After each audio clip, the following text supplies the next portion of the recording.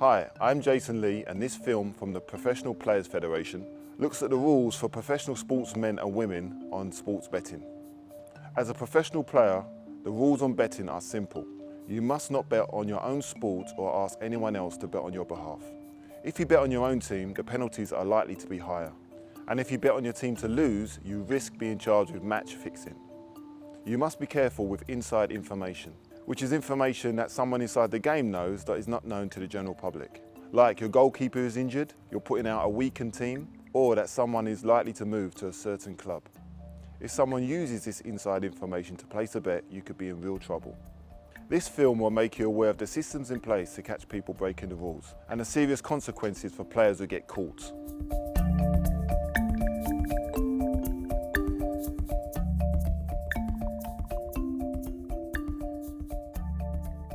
Betting for players is very tempting, and obviously it's very tempting to bet on your own sport.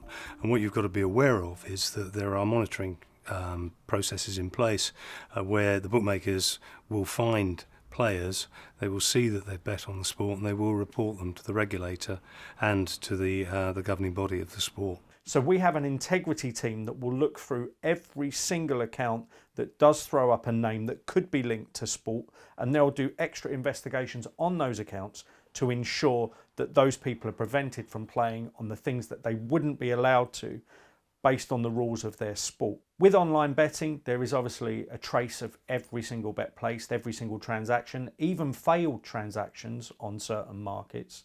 But it's not just the online space. We have had a case before where CCTV managed to pick up players that have been in a betting shop. So even the very traditional form of being able to place a bet still managed to catch them out with technology. It wasn't the technology of the way that they placed the bet, but it was because the CCTV was set up in the shop and it showed those players placing bets. So there's always a track, there's always a trace, and there's always a way of the regulators finding out, and we have to assist them. We sign up to assist them, and we want sport to be clean.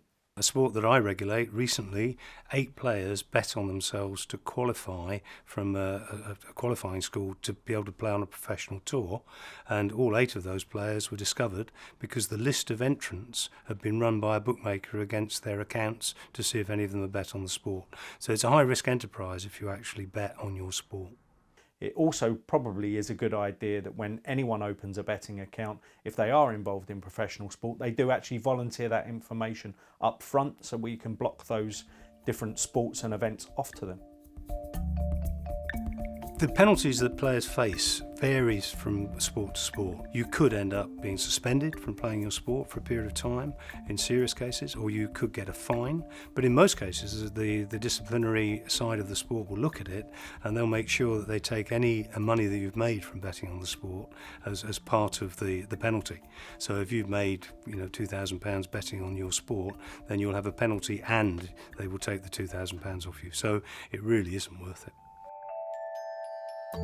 If a player goes down the route of placing a bet on their sport and they don't know what to do, the best thing to do is to consult the Players Association and say, look, I've done something very stupid, I am in breach of the rules, and the Players Association will advise and help, and the Players Association can intercede with the regulatory body who may convene a disciplinary panel in and around that issue. And if it's a genuine problem and it's a genuine issue, any such panel will take that into account when they deal with the case. Sportsmen can face all sorts of problems when they're going through their career, and there are people that suffer from addictions. So you can have a gambling addiction, you might have an alcohol addiction, you can just suffer from depression, especially if you're a single player sport travelling the world in lonely hotel rooms in different parts of the world. And what's really important, and most sports have things in place to support players, which is through the Players Association, where they'll work with organisations such as Sporting Chance.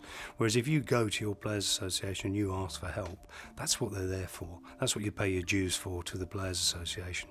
And it's really important that players go there and people take advantage of this. Because the risk is, through a gambling addiction, for example, where you go into debt, the next step could be fixing matches.